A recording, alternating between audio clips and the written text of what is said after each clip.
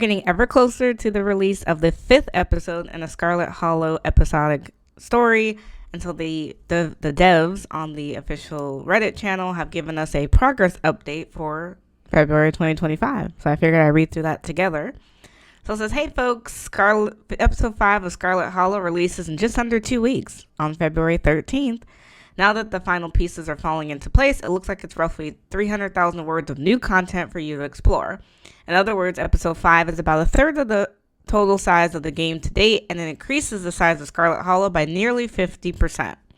So much of the size is related to branching scenarios, so I wouldn't go into this episode expecting it to be significantly longer than episode 3 or 4.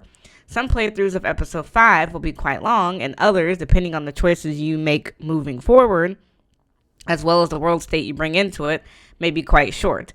It is easily the most replayable chapter to date, designed such that each playthrough should cast fresh light on its events.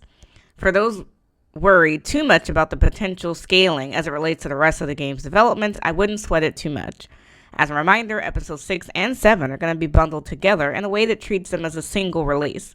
So we only have one major story update to go after this, which from this point on we'll be referring to as the final chapters. A big update for sure, but one whose scope still feels manageable to us. The finish line is in sight. One of the changes to the game I'd also like to highlight is a rebalancing of the episode 2 trait save.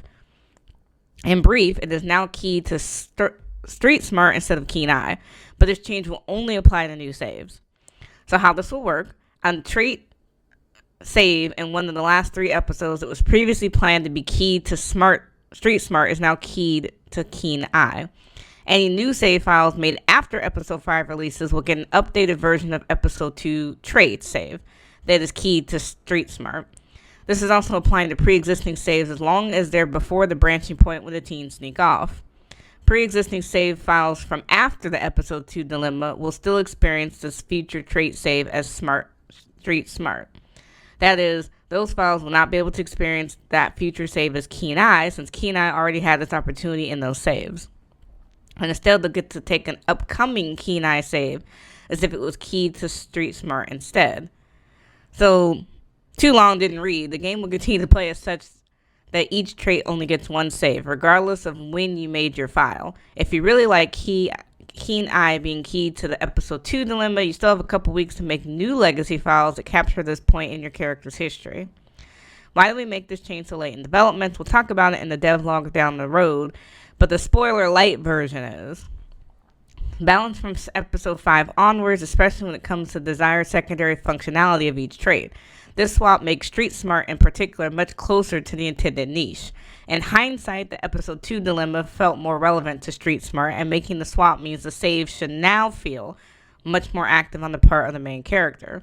Similarly, the upcoming save keyed to the swap traits feels much more in line with the fantasy of the Keen Eye character.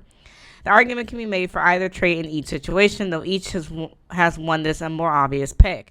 I would describe the difference as someone successfully arguing that their character should be able to take an action in a TTRPG, as opposed to them not even needing to make the argument in the first place. However, this swap should leave the game in a stronger place moving forward. There are 2 main pieces of content that had to be delayed for this release, and our intention is to finish them as quickly as possible before moving on to the final chapters of the game. Both of these should be relatively rare scenes, and them not being in the release build should not have an impact on the vast majority of playthroughs, unless Pastor Daniel is your favorite character, and in which, yes, it will have an impact on your files. One of the scenes is a long-delayed additional ending to the clinic sequence in episode 4. The other is a scene at the church in episode 5. Given the vastly replayability nature of episode 5, most of you likely wouldn't see this scene on your first run. If you are the guy who has only one save file on Scarlet Hollow and never replays, I would maybe wait for this update before playing the new chapter. If you're anyone else, I would still play at launch and replay when the update drops. See you all soon, Tony and Abby. I am very excited for this new part of Scarlet Hollow coming out. We have been waiting for, I don't even know how long, from the gap between episode 4 and episode 5, and the game, of course, coming out several years ago.